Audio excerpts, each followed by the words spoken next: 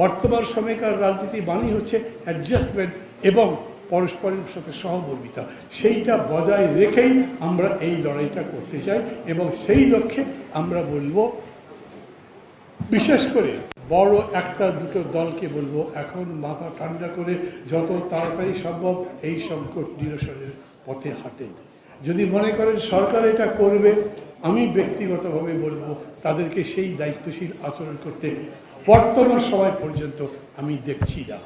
এরা এই রকমই রেখে চলে যেতে পারে।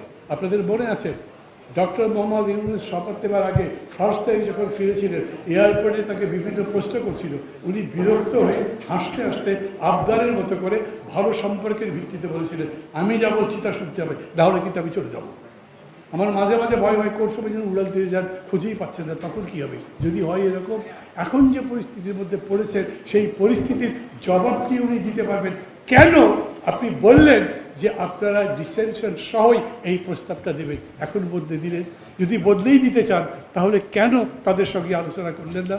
আপনারা যেদিন সনদ পড়লেন ওই বৃষ্টির মধ্যে সংসদ ভবনে, সেই সময়ও দুপুরবেলা 5 নম্বর আর্টিকেল চেঞ্জ করে দিলেন কেন? যিনি পরিচালনা করছেন মনির হায়দার, তিনি বললেন কেন আমরা আজকে এখানে সনদ যদিও ঘোষণা করছি, কিন্তু 31 তারিখ পর্যন্ত আমাদের সময় আছে, আমরা এই সনদ পরিবর্তন সংশোধন করতে পারি। আমি তো সই করে দিয়েছি, ডকুমেন্ট সাইন্ড হলে তারপরে সেটা চেঞ্জ করা যায় না।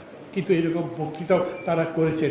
এই জন্যই আমি বলছি, যখন ডক্টর ইউনূস বলেন না যে আমরা যারা যারা উপদেষ্টা পরিষদ আছি তারা সবাই নিজের নিজের জায়গায় খুবই সাকসেসফুল, আমি মানি আপনারা নিজের জায়গায় সাকসেসফুল, বাকি জায়গাতে আনারই আপনারা SMS করে পার্টি করতে গেছিলেন, আপনারা জনগণের সাথে সংযোগ করবার পারি কাজগুলো করতে পারেন নাই। আমি আপনাদের দোষ দিচ্ছি না, পারতেই হবে তারা, আপনারা তো রাজনীতির লোক নন। আমরা তখন বলেছিলাম সবার সাথে কথা বলে সিদ্ধান্ত নেন।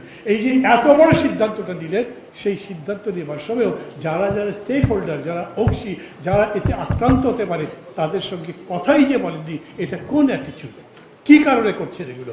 এবং এতে যে পুরো দেশকে একটা বিপদের মধ্যে ফেলে দিচ্ছেন, এটা না বোঝার মতো বোকার লোক তো আপনারা নন। সাংবাদিক বন্ধুগণ,